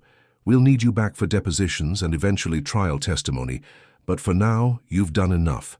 There's a safe house we can arrange if you don't feel comfortable. Actually, Sophia interrupted, I own a property. Well, owned. Past tense. My father's cabin in the San Juan Islands. Marcus didn't know about it. My father bought it under a shell corporation specifically, so he'd have one place that was truly private. We could go there, the three of us, just for a few days to recover. Ethan looked at her surprised. You want us to come with you? I don't want to be alone, Sophia admitted quietly. And Jake shouldn't be in a strange safe house surrounded by federal agents. He should be somewhere peaceful, somewhere he can start processing all of this. If that's okay with you. Ethan looked down at his son, who was already nodding enthusiastically. Can we, Dad, please? I like Miss Sophie, and I've never seen the ocean. You've seen the ocean, Ethan corrected gently. We went to Cannon Beach 2 years ago. That was the Pacific Ocean, Jake said seriously. This is the San Juan Islands Ocean. It's different. Despite everything, Ethan laughed. Yeah, okay, buddy, we'll go. 13 Vanessa. They arrived at the cabin as dawn was breaking, painting the water in shades of gold and pink. It was modest by Sophia's standards, just 2 bedrooms, a main living area, and a deck overlooking a private beach. But it was isolated, secure, and most importantly, it felt like a refuge after the nightmare of the past 3 days. Jake fell asleep almost immediately, sprawled across one of the bedrooms, still clutching Mr. Buttons. Ethan covered him with a blanket and stood in the doorway for a long moment, just watching his son breathe, reassuring himself that they were both still alive. He found Sophia on the deck, staring out at the water with an unreadable expression. You okay? He asked. I don't know, Sophia admitted. I keep waiting for it to hit me. My father's really gone. My company is in chaos. Marcus is in custody. Everything I knew, everything I thought was solid and permanent, it's all gone. I should be devastated, but instead I just feel numb. That's shock, Ethan said, sitting beside her. Give it time. The emotions will come when you're ready for them. They sat in comfortable silence, watching the sunrise paint the sky in impossible colors. What happens now? Sophia finally asked. For you and Jake, your house is a crime scene. Your business account has been seized as evidence. Where do you go from here? Ethan shrugged. Honestly, I have no idea. Start over, I guess. Find a new place to live, rebuild. It's what I've always done. Fall down, get back up, keep moving forward for Jake's sake. What if you didn't have to start over? Sophia asked carefully. What if you had help? Ethan turned to look at her, wary. I'm not taking your money, Sophia. That's not why we did any of this. I know, Sophia said quickly. That's not what I'm offering. I'm offering partnership. My company needs rebuilding too. Marcus corrupted it from the inside. I need people I can trust absolutely. People who understand sacrifice and loyalty and doing the right thing, even when it's hard. People like you. I'm not a corporate executive, Ethan said. I'm a failed entrepreneur with a military background and no fancy degrees. You're someone who thinks strategically under pressure, Sophia countered. Someone who can read people and situations. Someone who kept us alive when everyone with money and power and resources wanted us dead. That's more valuable than any MBA. And what would I do exactly? Ethan asked, curious despite himself. Help me rebuild Landrick Industries into what my father originally wanted it to be, Sophia said passionately. Not a weapons manufacturer, but a force for good. Technology that helps people instead of hurts them. I have the vision and the resources. You have the tactical mind and the moral compass. Together we could create something meaningful. Together, Ethan repeated, testing the word. Like we were a team. We are a team, Sophia said firmly. The past 3 days proved that. You and me and Jake, we're good together. We balance each other. You ground me. I challenge you. Jake reminds us both why any of this matters. Ethan was quiet for a long moment, considering. His old life was gone, destroyed the moment Sophia broke through his basement window. He could spend years trying to rebuild what he'd lost, or he could build something entirely new. Something better. Okay, he said finally, but on one condition. Jake's well-being comes first, always. The moment your company demands more than I can give without shortchanging my son, I walk away. No guilt, no obligations. Deal, Sophia agreed immediately. Family first, always. They shook hands, the gesture formal and binding, but neither of them let go immediately. Their eyes met, and suddenly the air between them felt charged with something neither had expected. Attraction, connection, the profound intimacy that comes from facing death together and choosing to keep living. Sophia, Ethan started, his voice rough. Don't, Sophia said quickly, pulling her hand away. Don't say anything we can't take back. We've been through trauma. We're emotionally compromised. Whatever this is, she gestured between them. It might just be adrenaline and survival bonding. Let's not complicate things when everything is already so complicated. Sophia, Ethan started, his voice rough. Don't, Sophia said quickly, pulling her hand away. Don't say anything we can't take back. We've been through trauma. We're emotionally compromised. Whatever this is, she gestured between them. It might just be adrenaline and survival bonding. Let's not complicate things when everything is already so complicated. Ethan nodded, recognizing the wisdom, even as he felt the sting of disappointment. You're right, we need time, space, perspective. But, Sophia added, a small smile playing at her lips, ask me again in 6 months, when things are stable, when we're thinking clearly, when we know this is real and not just trauma response. 6 months, Ethan agreed, returning her smile. It's a date, kind of. They sat together as the sun climbed higher, two people who'd survived the impossible, beginning to imagine what came next. 13 Manasa. Epilogue 6 months later. The headlines had eventually died down, replaced by new scandals and crises that captured public attention. Marcus Vale's trial was ongoing, a massive federal prosecution that would likely take years to fully resolve. But the important part was done. He was behind bars, his assets seized, his reputation destroyed. Margaret Chen had recovered from her ordeal and was now serving as Sophia's chief legal counsel, helping rebuild Landrick Industries from the inside out. Ethan's house had been repaired and eventually sold. Too many bad memories to ever call it home again. He and Jake had moved into a comfortable apartment in Seattle, close enough to Landrick Industries headquarters for Ethan's new position as Chief of Security and Strategic Operations, but far enough from downtown chaos to feel peaceful. Jake was thriving. Therapy had helped him process the trauma, and his school counselor reported that he was one of the most resilient children she'd ever worked with. He'd even given a presentation to his class about the time my dad and Miss Sophie saved the world, which had required some creative editing by Ethan to remove the classified parts. Sophia had transformed Landrick Industries entirely. The military contracts were terminated. The company pivoted to civilian applications, AI for medical diagnosis, disaster prediction and response, accessibility technology for disabled individuals. The stock price had taken a hit initially, but respect and public approval had skyrocketed. And every day Sophia and Ethan worked together. They collaborated on strategy meetings. They debated ethics and implementation. They challenged each other, supported each other, and gradually became indispensable to each other's success. But they'd kept their promise.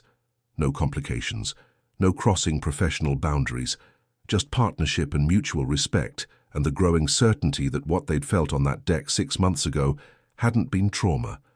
It had been the beginning of something real. The 6-month mark arrived on a Saturday, Jake's 10th birthday. Sophia had offered to host the party at her newly purchased home, nothing like her father's mansion, just a comfortable house with a backyard perfect for children's parties.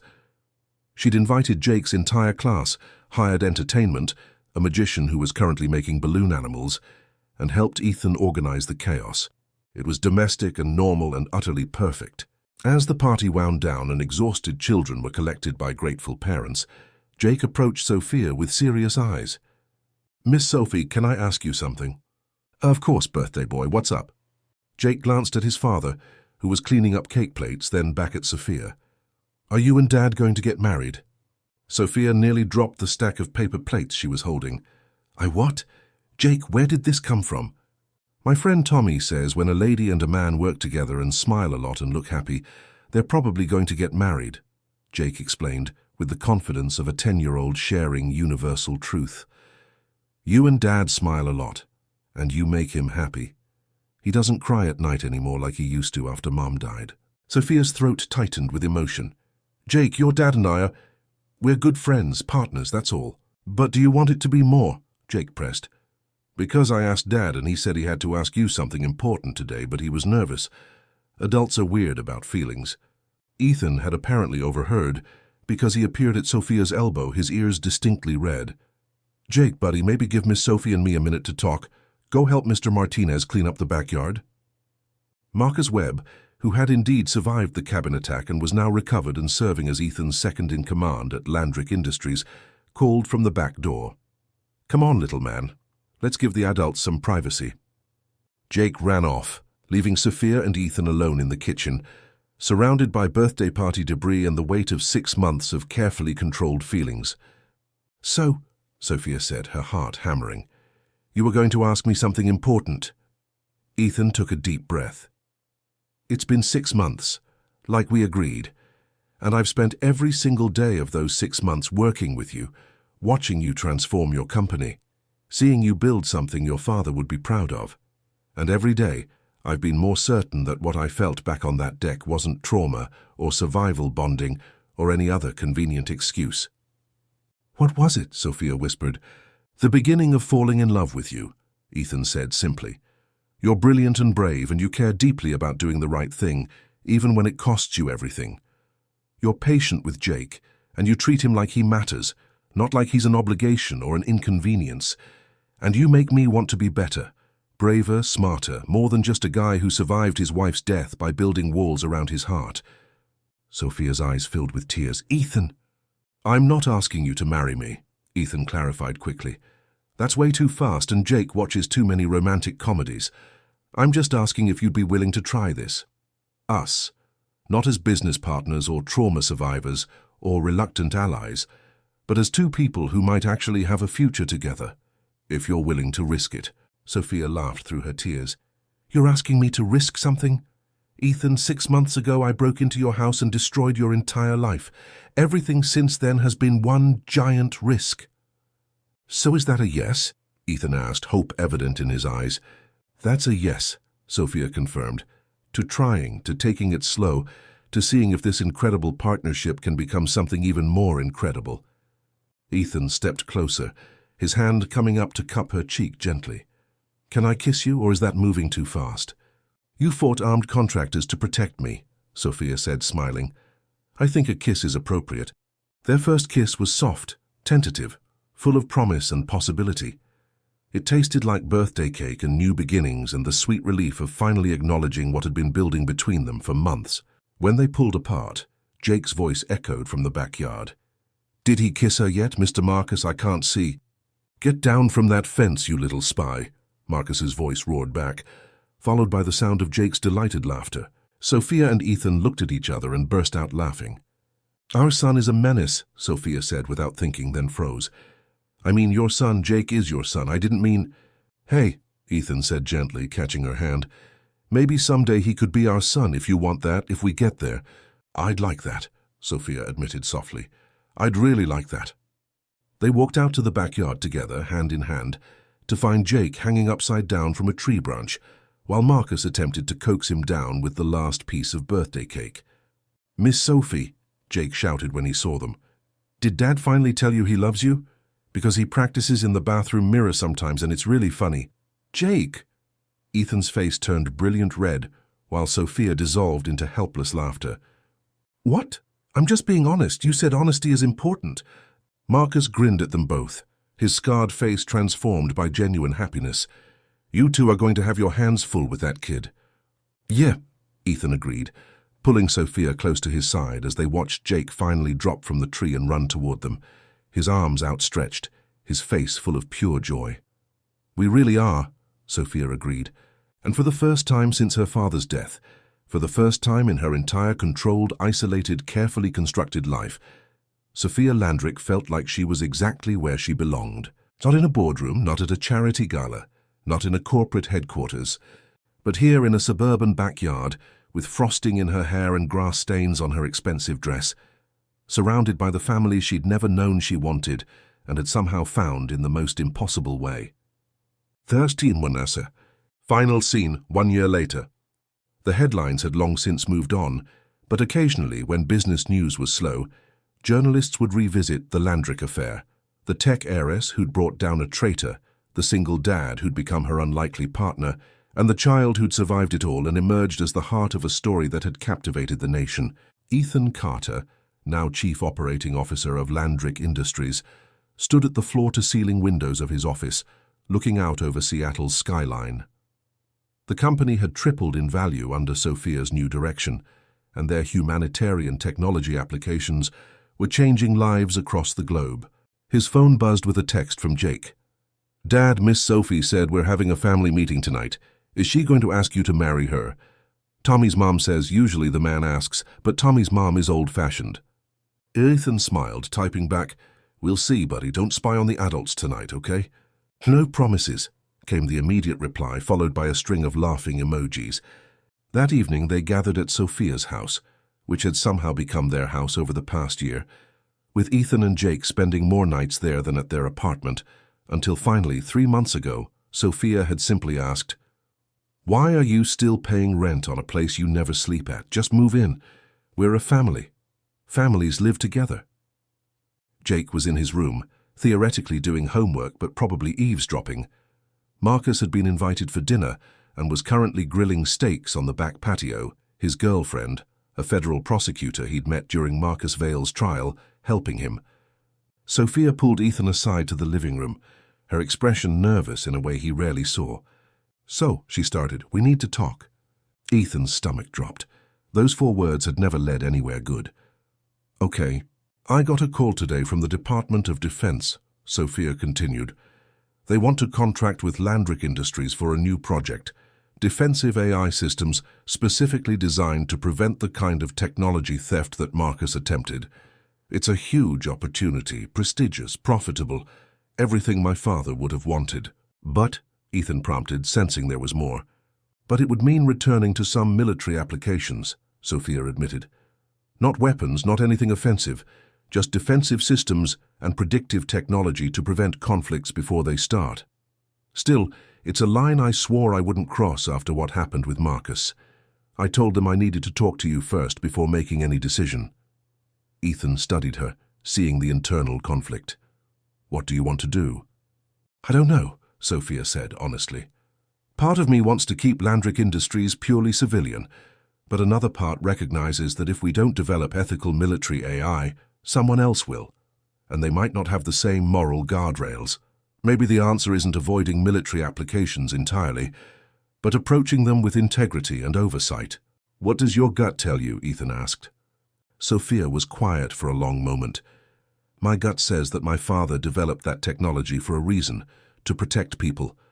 And if we can honor that original intention while preventing the kind of abuse Marcus committed, maybe it's worth considering, but only if you agree. We're partners, Ethan.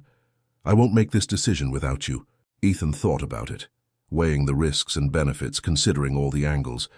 If we do this, we do it with complete transparency, regular audits, congressional oversight, everything documented and reviewable. We build in so many safeguards that abuse becomes impossible. And the moment it starts feeling like we're compromising our principles, we walk away. Deal? Deal, Sophia agreed, relief evident in her face. Thank you for being my voice of reason, for being my partner in all of this. Always, Ethan promised. Sophia took a deep breath. So there's one more thing I wanted to talk about. There's more? Ethan asked, slightly worried. Sophia reached into her pocket and pulled out a small box. Ethan's eyes widened. Before you say anything, Sophia said quickly, I know traditionally the man proposes, but I've spent my entire life being told what I'm supposed to do and how I'm supposed to behave, and honestly, I'm tired of tradition. So I'm asking you, Ethan Carter, will you marry me? Ethan stared at her, speechless for a moment. Then he started laughing, not mocking laughter, but the kind born of pure joy and delighted surprise. What's so funny? Sophia asked, her confidence wavering. Ethan reached into his own pocket and pulled out an identical small box. Because I was planning to ask you the exact same thing. Tonight, I've been carrying this ring around for 2 weeks, trying to find the perfect moment. Now it was Sophia's turn to laugh, tears streaming down her face. We're both idiots. Perfect for each other. You mean, Ethan corrected, opening his box to reveal an elegant but understated diamond ring, nothing ostentatious, nothing that screamed wealth, just beautiful and meaningful. Sophia opened her box, revealing a simple platinum band with a single inset stone. I didn't know if you'd want something flashy, so I went with... It's perfect, Ethan interrupted, his voice thick with emotion. It's absolutely perfect. They stared at each other, both holding ring boxes, both grinning like fools. So is this a mutual proposal? Sophia asked. Do we both say yes? I think that's how this works, Ethan agreed. On 3? On 3. 1, 2, 3, they said in unison. Yes. They were kissing, laughing, crying, when Jake's voice shattered the moment. Finally. Mr. Marcus, they're getting married. You owe me $20. Ethan pulled away from Sophia, his expression a mix of exasperation and amusement. Were you betting on when we'd get engaged? Jake came barreling into the living room, Marcus and his girlfriend following with guilty expressions. Mr. Marcus said it would take you guys another month, because you're both emotionally constipated, his words, not mine, but I said you'd do it tonight because Miss Sophie kept looking at jewelry websites when she thought no one was watching. Marcus pulled out his wallet with a rueful grin. Kid's got good instincts. Here's your 20, you little hustler. Jake snatched the bill triumphantly, then threw himself at Sophia and Ethan, wrapping his arms around both of them. Does this mean Miss Sophie is going to be my mom now? Sophia knelt down to meet Jake's eyes, her expression serious despite the happy tears still streaming down her face. Jake, I could never replace your mom. She'll always be your mom, and she'll always be important and special. But if you'll let me, I'd like to be your family too. A different kind of family, but family all the same. Jake considered this with the gravity of a child making a monumental decision. Then he nodded firmly. Okay, but I'm still calling you Miss Sophie. Mom feels weird. Maybe when I'm older. Miss Sophie works perfectly, Sophia agreed, pulling him into a tight hug. Ethan watched his son embrace the woman who destroyed their old life and helped them build something infinitely better, and felt his heart expand with a happiness he'd thought was impossible after Sarah's death. Marcus cleared his throat, his scarred face suspiciously shiny. Well, now that the dramatic proposal portion of the evening is complete, who wants steak? Because I just cooked about 15 pounds of meat, and it's getting cold. They moved to the dining room, the five of them soon to be officially a family, sharing a meal and making plans and laughing at Jake's increasingly outrageous stories about his classmates. Later that night, after Jake had finally gone to bed and Marcus and his girlfriend had left, Ethan and Sophia stood on the deck overlooking Puget Sound, the same deck where they'd first acknowledged their feelings a year and a half ago. "I can't believe this is real," Sophia said softly, leaning against Ethan's chest, his arms wrapped securely around her. 18 months ago, I was alone, terrified, watching my entire world collapse.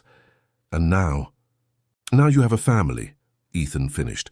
"An unconventional, slightly chaotic, definitely imperfect family, but a family nonetheless." "The best kind," Sophia agreed.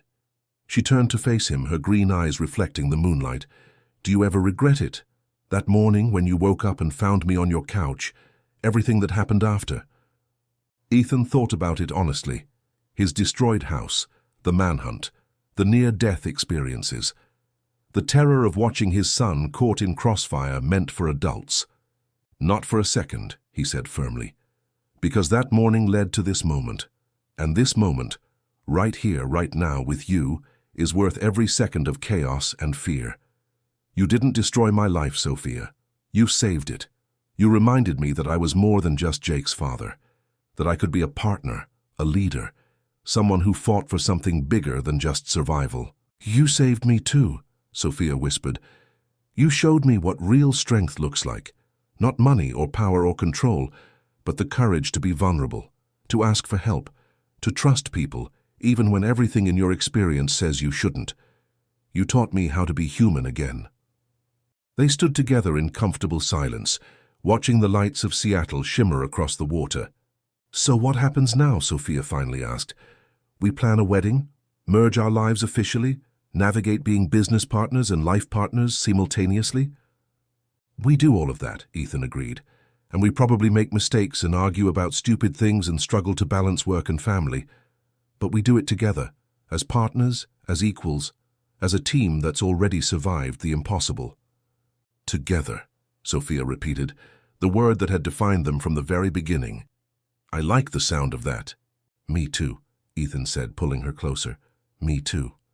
Inside the house, Jake had abandoned all pretense of sleep and was pressed against his bedroom window, watching his father and soon-to-be stepmother on the deck. He clutched Mr. Buttons, now worn and faded, but still his most treasured possession, and smiled. His mom would have liked Miss Sophie, Jake decided. She would have appreciated how Miss Sophie made his dad laugh again, how she challenged him and supported him and treated Jake like he mattered. "It's okay, Mom," Jake whispered to the stars, the way he always did when he talked to the mother he still missed. "Dad's happy again. We're all happy. And I think we're going to be okay." A shooting star streaked across the sky. Coincidence, certainly, but Jake chose to see it as his mother's approval. He climbed back into bed, Mr. Buttons tucked securely under his arm, and fell asleep to the sound of his father's laughter drifting through the window, a sound that had been absent for so long after his mother's death, but had finally, miraculously, returned. 13 Manasseh. Final epilogue, the wedding day. 6 months later, they gathered on the beach of the San Juan Islands cabin, where their journey toward becoming a family had truly begun. It was a small ceremony, just close friends, Jake as the ring-bearer, Marcus as best man, Margaret Chen as Sophia's maid of honor, and a handful of Landrick Industries employees who'd become genuine friends rather than mere colleagues. No media, no photographers, no corporate obligations or public relations concerns. Just two people who'd survived the impossible, committing to face whatever came next together. Jake stood between them during the ceremony, holding both their hands, officially part of the vows they were making. The officiant had included special language acknowledging that this wasn't just a marriage, but the formation of a family unit. Father, son, and the woman who'd chosen to love them both.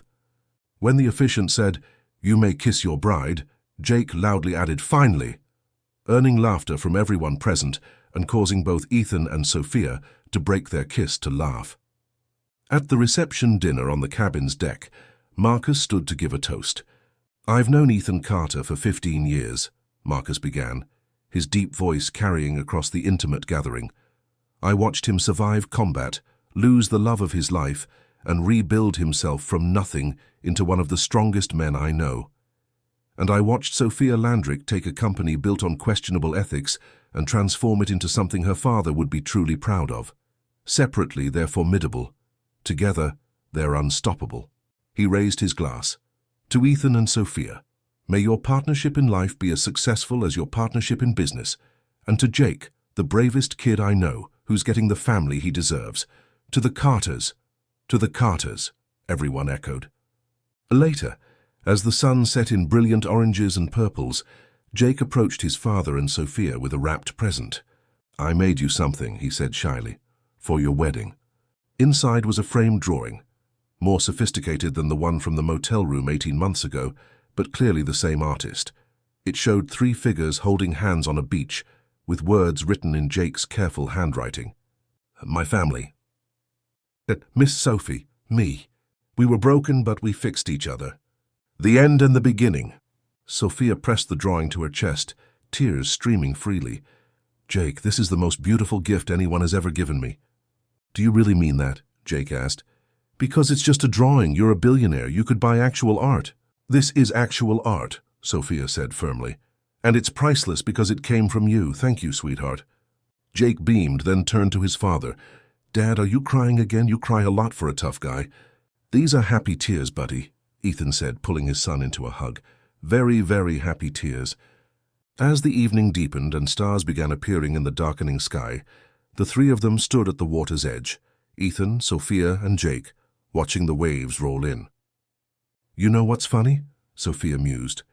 18 months ago, if someone had told me that my life would be completely destroyed and rebuilt into something better, I would have called them insane. But they would have been right.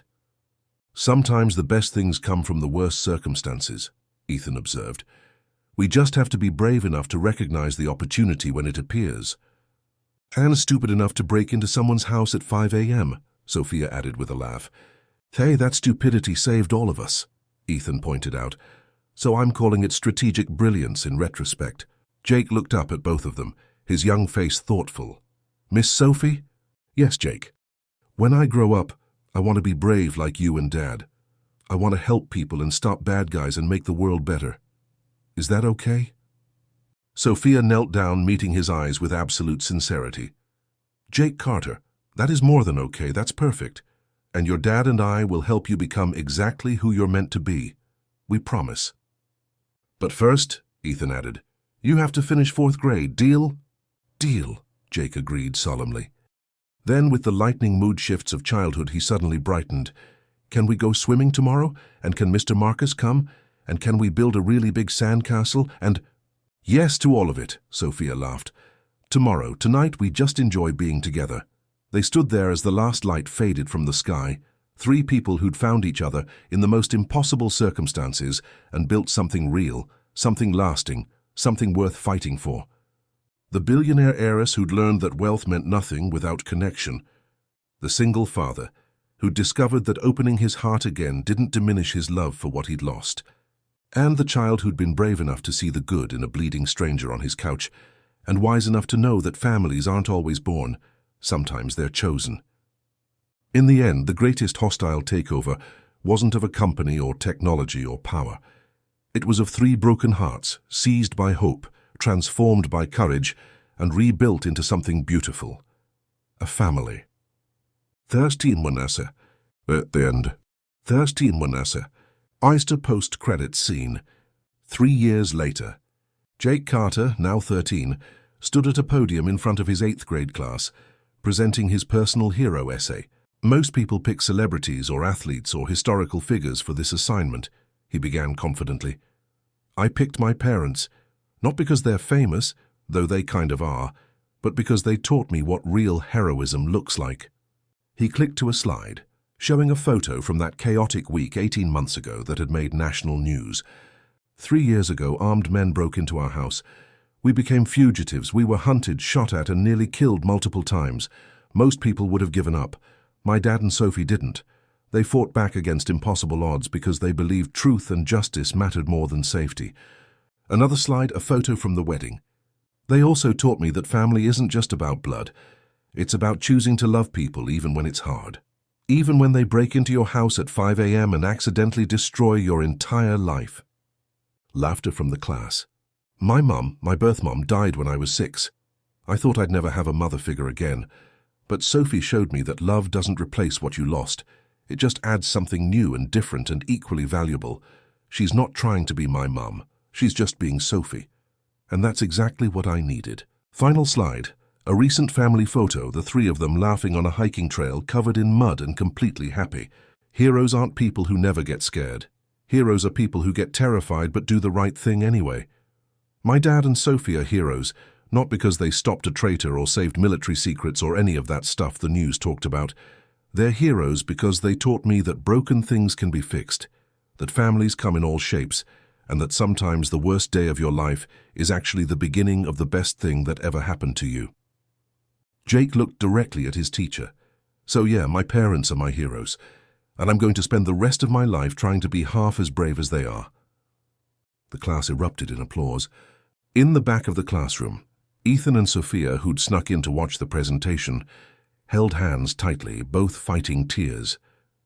"Our kid," Ethan whispered. "Our brilliant, brave, perfect kid," Sophia agreed. Jake caught sight of them and grinned, giving them a subtle thumbs up. They grinned back. And in that moment, in an ordinary middle school classroom on an ordinary Tuesday afternoon, the family that had been forged in chaos and sealed in courage felt complete.